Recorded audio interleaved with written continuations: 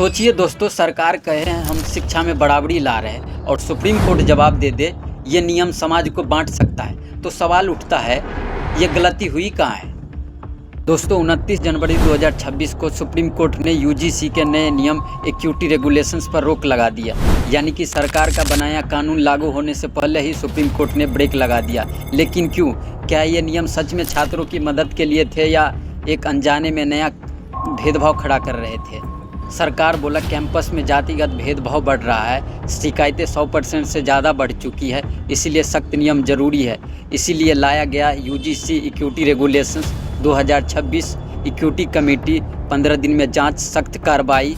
सब कुछ सुनने में अच्छा लगता है, तो फिर सुप्रीम कोर्ट ने रोका क्यों? क्योंकि कानून में एक खतरनाक गड़बड़ी थी। नए नियम में लिखा गया था जाति आधारित भेदभाव सिर्फ SC, ST, OBC के खिलाफ माना जाएगा।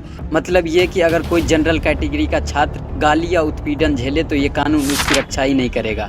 अब सवाल उठता है, क्या भेदभाव का दर्द जाति देखकर तय होता है? कोर्ट का सीधा सवाल, जब उत्पीड़न गलत है तो पीड़ित की जाति क्यों तय करेगी, उसे जस्टिस मिले या नहीं?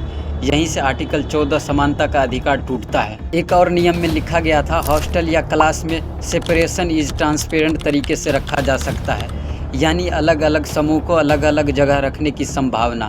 इस पर जज ने कहा, क्या हम फिर से अलग लेकिन समान समाज की ओर जा रहे हैं? क्या भारत फिर से एक बार जाति के हिसाब पर बांटा जाएगा?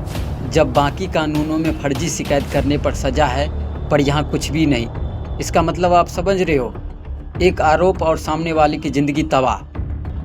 भले ही बाद में वो निर्दोष निकले, लेकिन भाई उनकी ज़िंदगी बर्बाद हो जाए। मतलब दोस्तों फिर से वही टॉपिक आ गया, तुम मुझे चंदा दो मैं तुम्हें धंधा दूंगा, अगर चंदा नहीं दोगे तो ईडी का फंदा दूंगा। आप समझ रहे हो ना मैं बात किसकी कर रहा हूँ? अरे एग्जाम्पल केजरीवाल का ले लो आप। इसीलिए सुप्रीम कोर्ट ने ये नए नियम रोके, वही फिर से 2012 वाले पुराने नियम लागू किए गए और बोला मामला गंभीर है।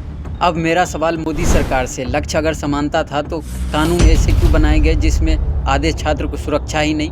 समाज अगर जोड़ना था तो अलगाव जैसे शब्द क्यों डाले गए? और अगर नियम सही थे तो मोदी सरकार ने सुप्रीम कोर्ट में खुद को मजबूती से बचाव क्यों नहीं किया?